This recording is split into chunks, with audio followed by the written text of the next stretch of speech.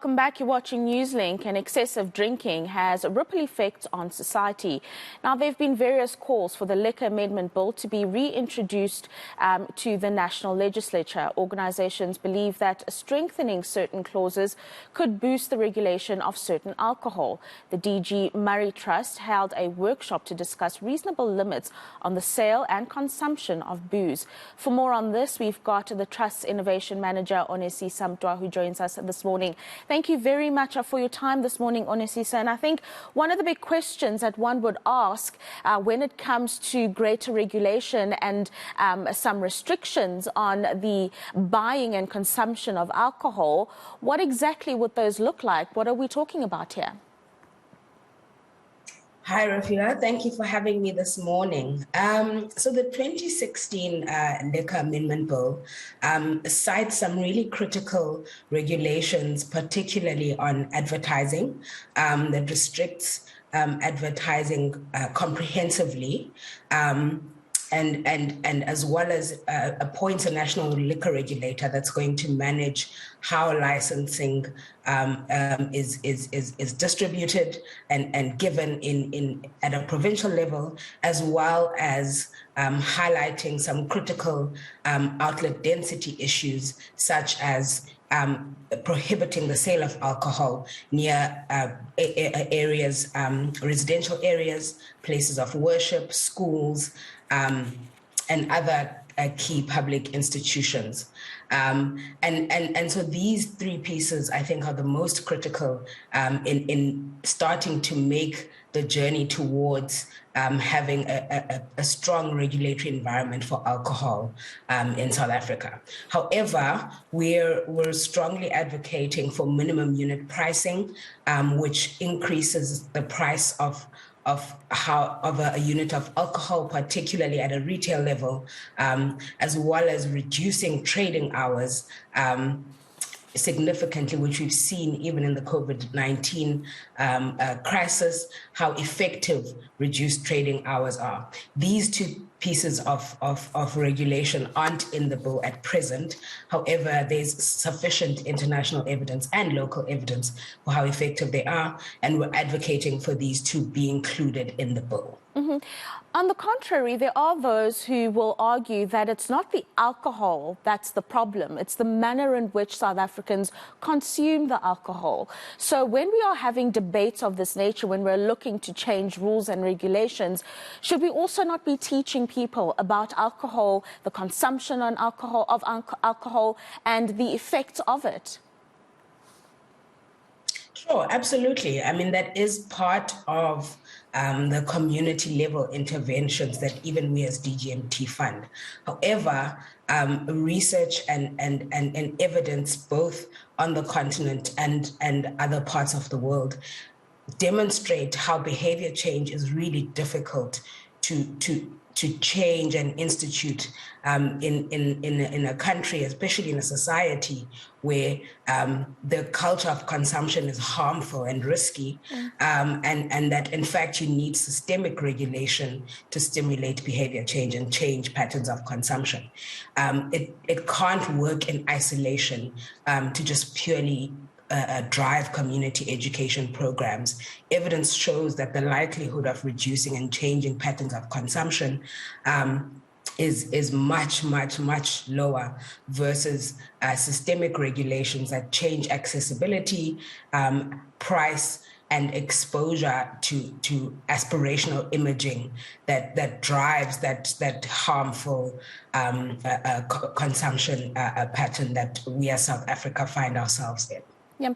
Are there any concerns from your organization or perhaps other stakeholders that you've engaged with about the pushback that you may get from industry players? We do know that over the last 2 years, when those hard lockdown restrictions were imposed by government, industry players were really hard done by, talking about the loss of profits and things like that. So no doubt you will be facing that kind of pushback in the work that you're doing to get the bill reintroduced. Yes, of course. I mean, I think what's been concerning for us is that the industry thinks that there's, two sides to this. At least it appears from how they're engaging in the media, and yet we think the industry is supposed to be leading the charge on improving regulation on alcohol. If they're as invested in South Africa thriving as a society as they say they are, so it's up to the industry really to come to the party on this. There is no reason. Some of the impact assessments that we've seen don't illustrate major losses in profits as they claim. We haven't seen any credible research that supports their claims. And so, we've opened the door for the industry to engage with organizations that are really doing this work and come to the table and supporting this regulatory change that civil society organizations are calling for. Unfortunately, they haven't come to the table or demonstrated any interest in improving regulation, and so we'll deal with the pushback as it comes. But I think it's a pity. It's really unfortunate that they don't want to come to the party and ensure that South Africa is a thriving society as they claim that's what they're out for. Mm-hmm. What about government, Onisisa? Are you finding that there is political will to push through amendment bills of this nature or to reintroduce them? And do you think that they would be hard enough on the industry to push it, to come to the table and to come up with sustainable solutions for the issues we have around alcohol in South Africa? Because I think at the center of it all, Onisisa, and I don't know if you'll agree with me, issues of gender-based violence are usually involved with excessive drinking, and we talk about trying to deal with that on a constant basis. So there has to be some sense of political will for government to initiate the amendment bill, but also to force stakeholders that are involved in the industry to come to the table and have these necessary, unwanted discussions. Sure. I mean, we've been making the argument that this is a whole of government issue and not just one or two departments. There are some departments that are particularly behind this bill coming back into the cabinet and parliamentary discussions, and there's so many ripple effects from alcohol. Gender-based violence absolutely is affected by alcohol. 40% of rape victims, in fact, cite that their perpetrator had consumed alcohol heavily.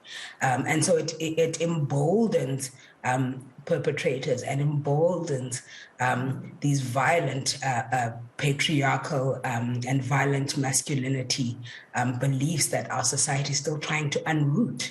But alcohol just adds fuel to the fire. And so, there are some departments who are really trying to get this bill over the line, and there are others who aren't quite for it. And this then we've alongside with our partner, the Southern African Alcohol Policy Alliance, have written to the presidency requesting the presidency to really take charge on this, because it is a whole of government issue.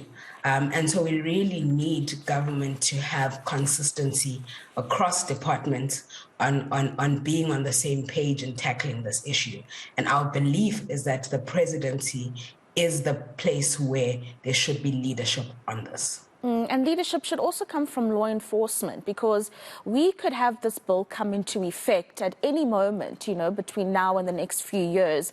But the oversight and the enforcing of the bill is going to be extremely important. You all cite that there are about 40,000 deaths that are caused by people under the influence of alcohol every year. And then 56% of road carnage is due to people that were drinking and driving. And so law enforcement will be critical here, in that if you can't enforce the bill, then essentially it doesn't mean much at all. Absolutely. I mean, at present, there isn't much in terms of legislation that really outlines key areas to be enforced. This is why we need this bill to be in action, because then we can hold law enforcement accountable to something that is tangible versus expecting law enforcement to implement or enforce very vague legislation at present. It's easier for us to hold law enforcement accountable when there's clarity on what exactly is prohibited, what and how what is various pieces of legislation are regulated, and exactly what should be enforced. And then we can really drive home across all levels of government the law enforcement issues that we wish to tackle. We've written to a number of law enforcement related departments as the DG Mari Trust, and are very willing to support improving law enforcement strategies. When exactly do you expect to hear from government in terms of a response into the details that you've written to them, you've just indicated? When do you expect to get a response from them? We've been expecting responses for some time. I mean, as soon as possible. If we can get a response tomorrow, we're ready to go. We've done extensive research on pieces of legislation that we're recommending should be in the bill. And we've also collated international evidence on other parts that are also in the bill, and other countries and how they've approached law enforcement strategies. And so when government is ready, we're ready to move with them. Thank you very much for joining us this morning. DG Mari Trust Innovation Manager Onesi Samtwa joining us to speak about the Liquor Amendment Bill and some of the additions that need to be made to reduce the scourge of violent crimes, gender-based violence, road carnage that we see in South Africa rising on an annual basis.